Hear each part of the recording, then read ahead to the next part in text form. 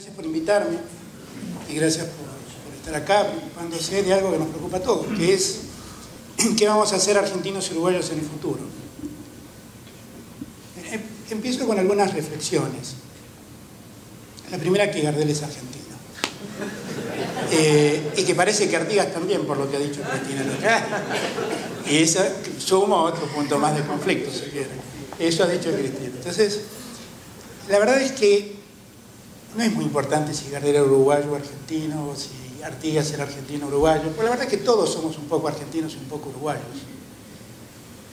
Decía Atahualpa Yupanqui que el amigo es alguien que es como uno mismo pero con otra cara. Y eso es lo que uno siente de un uruguayo. Uno acá no se siente extranjero, no se siente ajeno. Y ninguno de nosotros siente ajeno o extranjero a un uruguayo. Ninguno de nosotros. Seriamente, nadie piensa que un uruguayo es alguien distinto a un argentino. Y estoy seguro que los uruguayos sienten más o menos parecido con nosotros. Después tienen la disputa en el fútbol, como la tenemos entre los hinchas de Boca y los hinchas de River, que se profusan sincero odio. Yo soy hincha de un equipo llamado Argentinos Juniors, a nosotros nos tienen pena, nos generamos. Bueno, pero ustedes clasificaron en aquella Libertadores. Entonces, la verdad es que esos problemas, la verdad existen, tienen que ver con nuestra idiosincrasia, ¿no? Que como bien decía Álvaro, yo siempre digo que la peor mezcla genética que se ha corroborado es la mezcla de italianos y españoles porque salen argentinos. Y eso es real. Somos una extraña mezcla de españoles y de italianos. Yo estuve en Italia dando unas charlas ahora hace un mes, y es muy impactante ver hablar a los italianos porque son muy parecidos a nosotros, gritan, gesticulan, son muy parecidos a nosotros. Y tienen todo ese desorden que bien decías, absolutamente. Con lo cual, nosotros nos tranquilizamos porque el nuestro es un problema genético. No es un problema de orden, es un problema que heredamos genéticamente, la lógica italiana, y entonces tenemos una gran tranquilidad por eso. Pero seriamente hablando, son todos temas que tienen que ver con la idiosincrasia de nuestros pueblos. Nuestros pueblos tienen algunas características que tienen que ver con el tesón del español, el desorden y el tesón del italiano también. Y así fuimos construyendo nuestra propia idiosincrasia. Ahora, alguna vez Luis Lacalle me regaló un libro que escribió su abuelo, Luis Herrera. Acá está lleno, me parece, de gente cercana a la calle y herrerista. Y blanco, nacional, ¿cómo se llaman acá todo eso, no? Era muy interesante el libro porque hablaba de cómo las ideas de la Revolución Francesa habían influido sobre nuestros libertadores. Y hacía una reflexión que yo me la quedé grabada para siempre, porque dije, este tipo tiene razón en lo que dice. La reflexión que hacía era que todos nuestros revolucionarios habían copiado la Revolución Francesa, pero habían copiado más a los jacobinos que a los ilustrados. Y entonces, claro, los jacobinos eran la pureza de la revolución. Como todos los puros, el día que les toca gobernar, se vuelven impiadosos contra los que no son. Los jacobinos eran los que estaban llamados a mantener la revolución. Y el día que fueron 5 o 6 años de gobierno, mataron 22.000 franceses, entre ellos a muchos jacobinos. Y a veces me pregunto si esa lógica jacobina no perduró con el tiempo. O sea, eso no murió en Moreno, en Artigas o en Belgrano, o en San Martín. Eso tal vez perduró hasta nuestros días, y perdura hasta nuestros días. Y eso en gran medida explica muchas veces lo que nos pasa. A veces yo siento que somos muy impiadosos con nosotros mismos y con nuestra gente y con nuestros dirigentes, sin tener en cuenta que somos el resultado de todas estas cosas. Yo no nací en 1959. Yo soy el resultado de una sociedad que nació muchos años antes que yo. Y yo seré una individualidad absolutamente contaminado, o no, o protegido por las lógicas de esa sociedad que me crió. Y eso les pasa a todos, también a ustedes. Digo todo esto porque a veces yo trato de no ser tan duro ni con nuestro presente ni con nuestro pasado. Luis me decía recién, y ayer anoche también me lo comentó, en una cena que tuvimos, muy muy linda, por cierto, que ¿cómo puede repercutir lo que dijo Mujica? Miren, Mujica publicó un libro, que era un reportaje, antes de ser presidente creo que fue muy duro con los argentinos, muy duro. Y en Argentina, bueno, tuvo una reacción de los medios por lo que Mujica había dicho.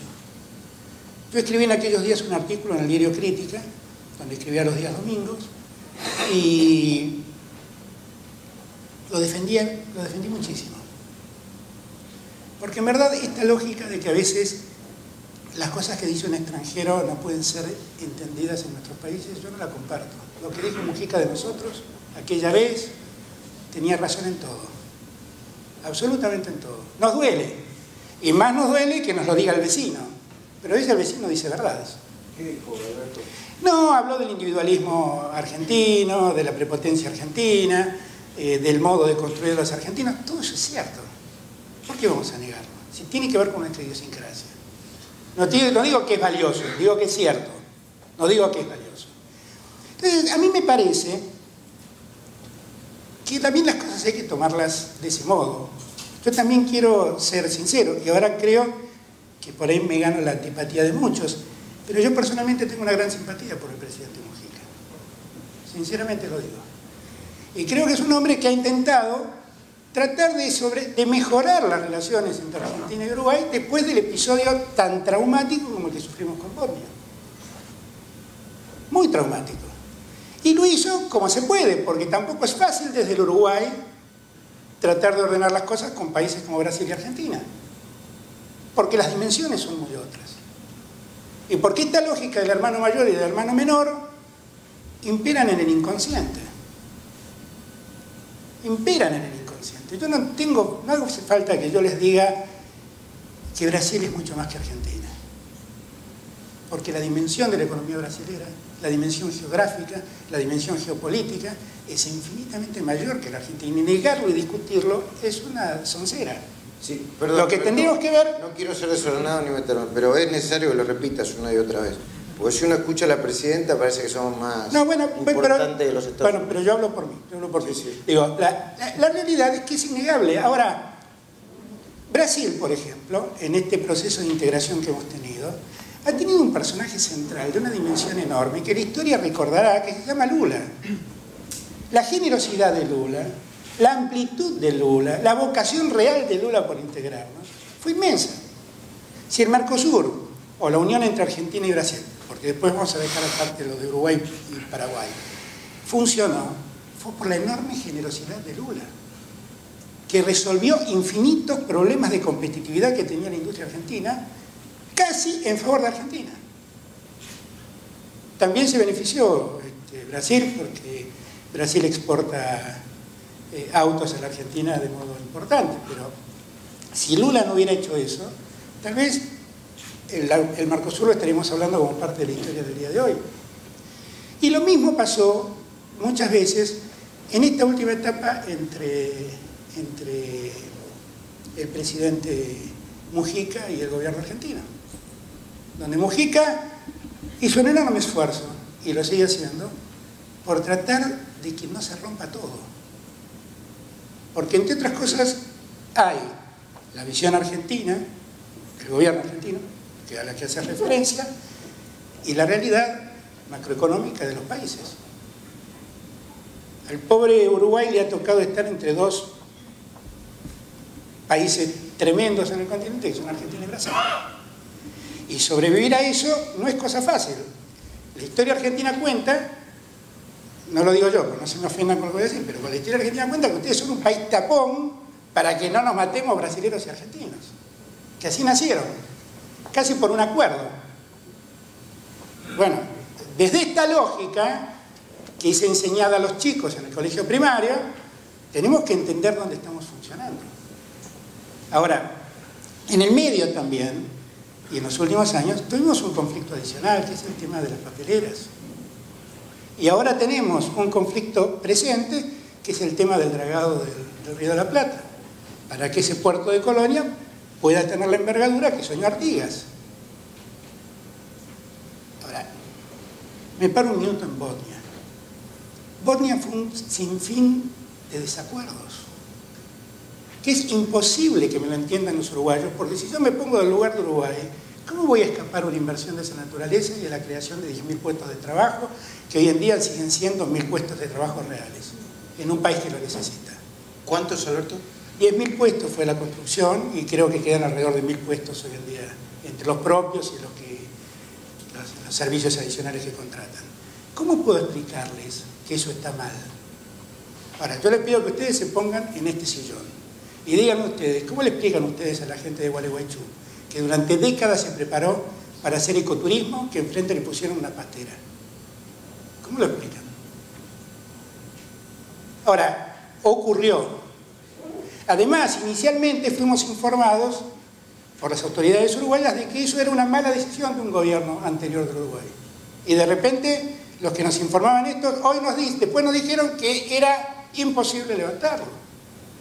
Y buscamos salidas alternativas, y ahí yo quiero reivindicar mucho la figura de quien yo creo que fue un embajador extraordinario en Argentina, fue Pancho Bustillo, y de un excelente canciller, que en ese momento no era canciller, que era secretario general de la presidencia.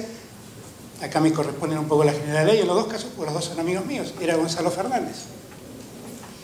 Que hicieron un enorme esfuerzo por tratar de destrabar el tema y se chocaron con la posición de la empresa finlandesa.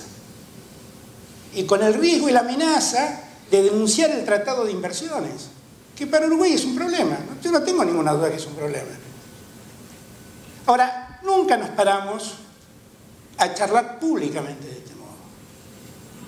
Entonces, tuvimos, desde discursos muy exaltados de Argentina, respuestas muy duras del Uruguay. Algún día lo escuché decir a Tabaré, porque yo guardo el mejor de los recuerdos y el mayor respeto. Pero lo escuché decir que habían pensado en movilizar tropas por este tema. Eso sí no estuvo en la cabeza de ningún argentino, eso no estuvo en la cabeza de nadie.